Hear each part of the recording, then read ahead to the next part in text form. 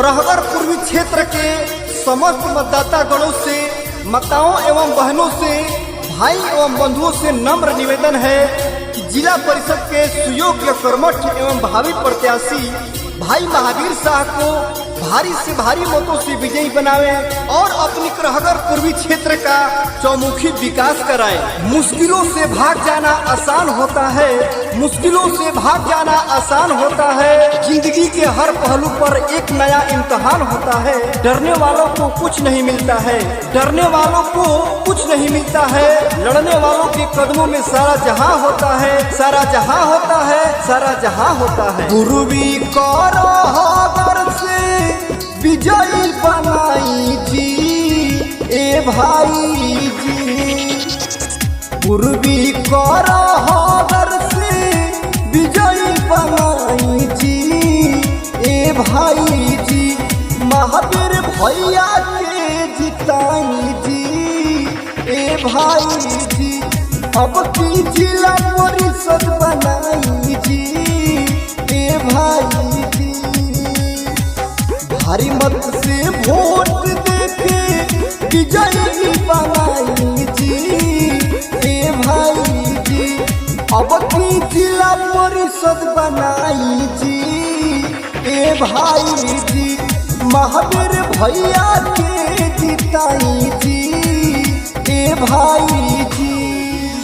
महावीर भैया जिंदाबाद जिंदाबाद जिंदाबाद, महावीर भैया जिंदाबाद जिंदाबाद जिंदाबाद, करहगर पूर्वी की जनता जिंदाबाद जिंदाबाद जिंदाबाद, करहगर पूर्वी की जनता जिंदाबाद जिंदाबाद जिंदाबाद।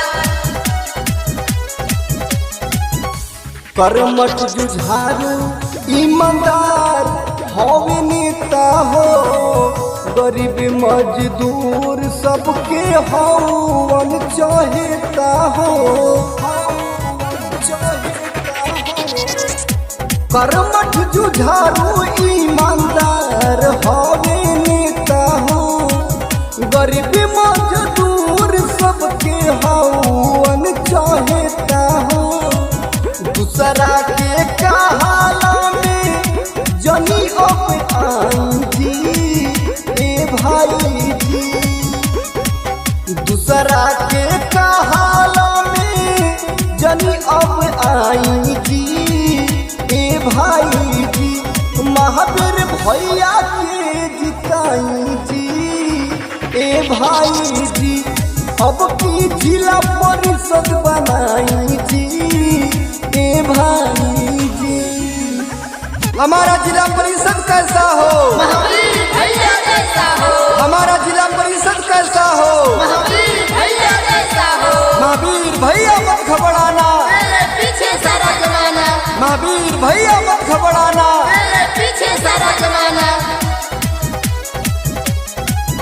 दुख सुख में अपने लेखा सब गा के जाने लन, कंधा से कंधा मिला के भैया चले लन।